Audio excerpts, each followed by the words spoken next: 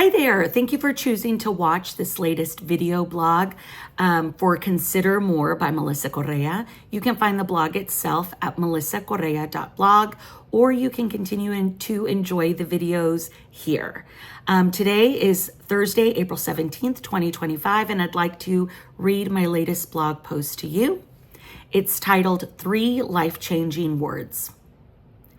It was just a week ago that I watched the sun wrestle with the vast horizon across South Texas. It was a beautiful and bright day on Saturday, April 12th, perfect for a wedding. The sun gazed upon us as we gathered for a backyard celebration of my cousin and her beau. The sun was in rare form that day, warm but not hot, bright but not blinding, just right. My family commented on the weather, complimenting the spectacular day. My eyes welled with joy as the sun, a star, bathed my cousin's walk down the aisle in golden light. As time ticked forward, it was as if the sun refused the inevitable, gripping tight onto every passing minute, unwilling to release control. It did not want to go down without a fight, almost as if it knew better than God. We've all been the sun, haven't we? That afternoon, the pastor serenaded us with what I consider to be the gospel reading for Christian marriages, 1 Corinthians 13. Love is patient, love is kind, it is not jealous, is not pompous, it is not inflated, it is not rude, it does not seek its own interests, it is not quick-tempered, it does not brood over injury, it does not rejoice over wrongdoing, but rejoices with the truth. You know, for 40 years, I grew up thinking St. Paul was exclusively addressing marriage because that's when the reading was often shared in my life. Marriage is hard and love helps. But last year, I learned that the deep and meaningful love Paul was describing should actually extend far beyond the comfort of our partner out into our community. In an exploration of my own relationship with God, I attended service at Friends with Friends Church last year. And it was there in that Christian church that Paul's letter connected me to my Catholic faith and the secular world in a whole new way. Paul had established the Christian church in line with Jesus' teachings. Some people in Corinth were all in, but like any seriously major change, human beings struggled with the shift. Integrity is hard. Change is hard. Mistakes happen. Shame, guilt, and judgment are all part of the human condition. So are grudges. So is ego. Factions had formed among the Corinthians. Bible study taught me that certain members in Corinth were identifying themselves exclusively with specific Christian leaders or choosing to interpret Christian teachings as a superior wisdom for a select few, while using Christ's teachings to judge and belittle others. People were living in incest. Others were engaging in prostitution or participating in temple sacrifices. People denied kindness to the poor or drank too much during fellowship. Conflict in Corinth fed disunity, immorality, and false teachings. Essentially, some people thought they were the sun. Because the internet, cars, and cell phones didn't exist then, there were many letters apparently sent back and forth between the Corinthians and Paul. They wrote to him to get help getting past their differences, their grudges, and their egos. The study of the letter is fascinating because we learn a lot about Paul. He basically got this Christian church in Corinth off the ground. He could have made all these rules, regulations, and judgments and shamed those people into making better choices. I mean, think about what life was like back then. We didn't have the education, freedoms, and power of choice like we do now. In my mind, Paul could have said whatever he wanted, and that would be it. Instead, he doubled down on Jesus' teachings and wrote from a place of hope. I believe from a place of forgiveness, not absolving people of their behavior, but encouraging them to try again and do better. For me, it's all about context. Scholars think Paul wrote a series of letters, but the first one, I think most of us would agree, knocked it out of the park. A reading from the first letter from St. Paul to the Corinthians.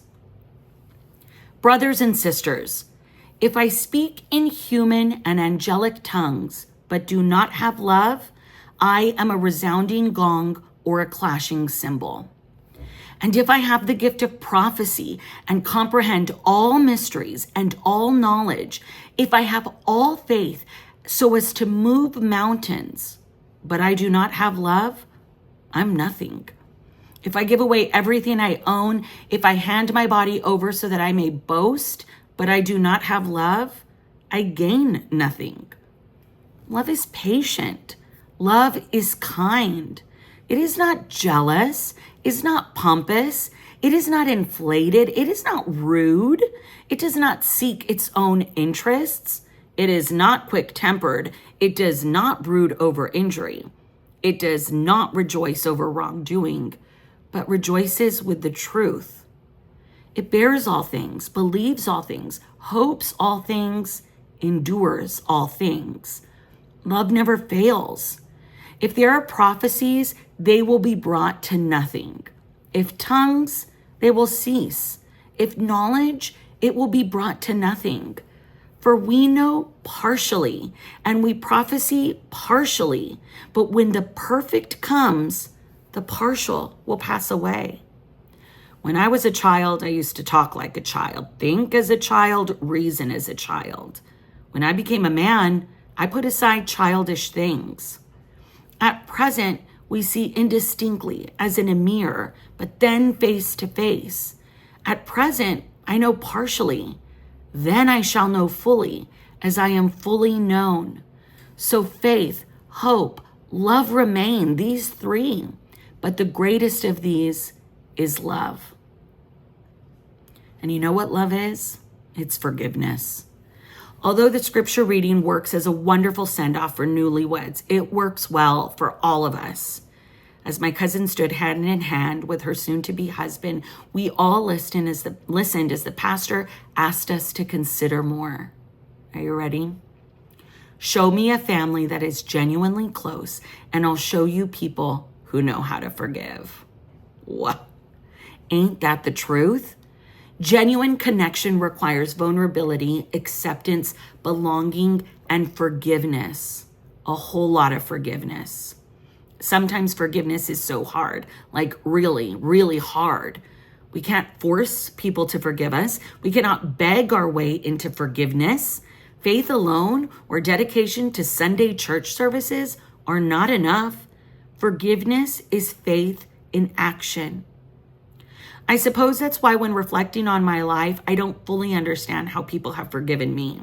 The path to forgiveness isn't one that we can necessarily see, but believe me, it's possible. I've said some pretty nasty things in my lifetime. I've slammed doors in my parents' faces and spewed phrases that I wish I could take back. I've taken my sisters for granted. I've ghosted friends. I've walked into newsroom like a callous warlord, pushing colleagues over the edge or on the verge of tears. I've definitely not been a nice person. Hatred is one of those things that we as human beings, unfortunately, pay forward. Those same vicious attacks have also been launched against me. I've allowed myself to stay the course in abusive relationships. I've selfishly chosen to spend money on material things instead of helping my neighbors. My internal dialogue has been depressing and mean, and there are times when I've definitely talked myself out of dreaming or wanting more for my life. There are times when I've looked the other way instead of mustering up the courage to speak out. Externally, I once answered a newsroom phone call from a viewer in Odessa, Texas. "Tell that girl Melissa to go back to Mexico, where she came from," he spewed as I listened in shock. "Tell her to take her family with her." A couple of years later, a DJ from a radio station played a clip of me that he had recorded as I ended one of my reports in Virginia. "Reporting from Richmond, I'm Melissa Correa," I said. "Melissa Correa." "We get it," he blurted on air. "You're Hispanic," as he continued to harp about how I should be ashamed to shove my heritage down people's throats. Some radio show callers agreed. Viewers found the courage to approach me in public to ask, "How do you speak such great American being from the border?" Or, "I'm really glad you're reporting on TV, even though your body looks the way it does." In those fleeting moments of human connection, people sometimes say the weirdest things. People have lied to me, betrayed my trust, thrown me under the bus, stolen from me, taken advantage of my kindness, made me the butt of their jokes. Eventually, I've doled out forgiveness for all of it. Resentment transformed into boundaries or closure or a graceful vaya con Dios. If I were to pocket every grudge and judge every offense, I'd miss out on genuine connection. I'd miss out on a chance to grow, and we'd all miss out on a second chance. Merriam-Webster reminds us that forgive is a verb, to cease to feel resentment against. Even more fascinating, according to the Mayo Clinic, forgiveness can positively impact your physical and mental health.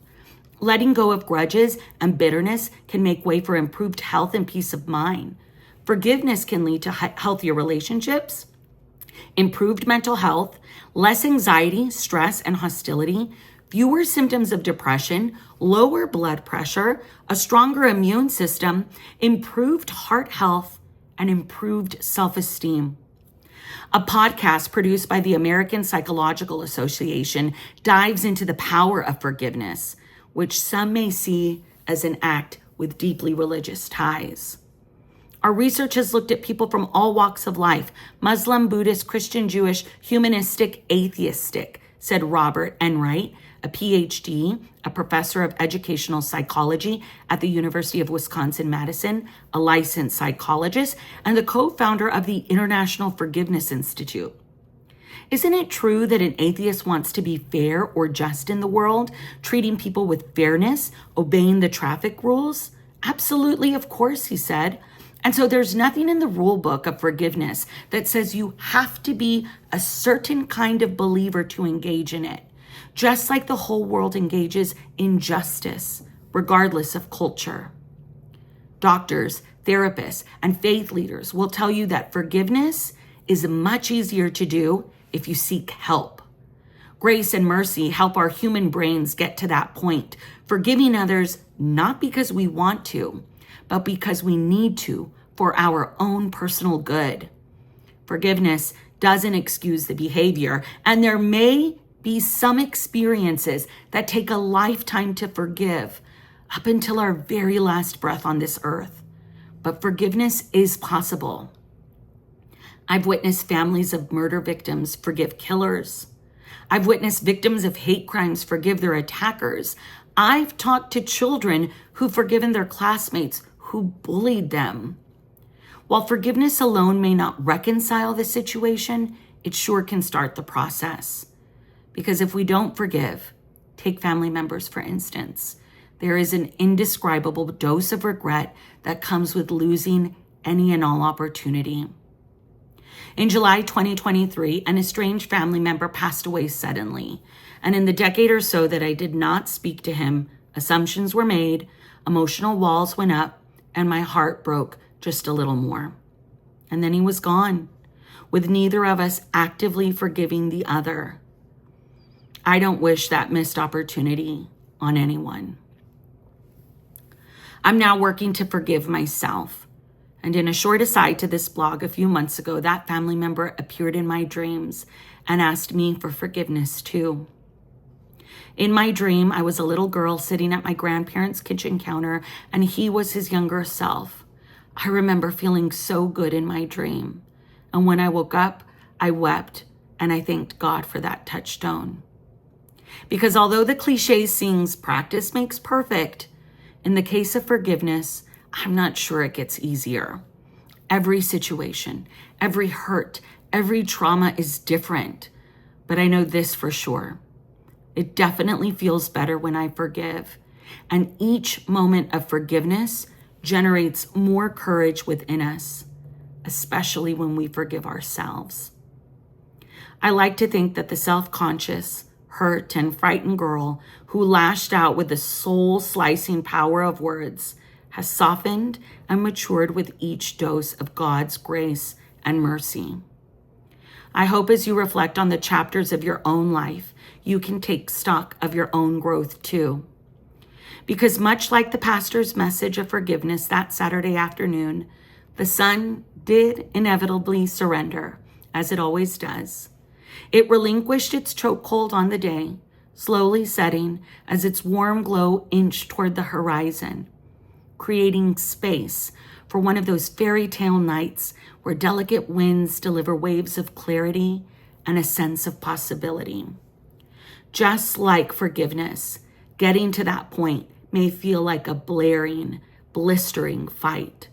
But once we surrender, we make way for peace, a quiet reset, and a whole new day that starts with 3 life-changing words.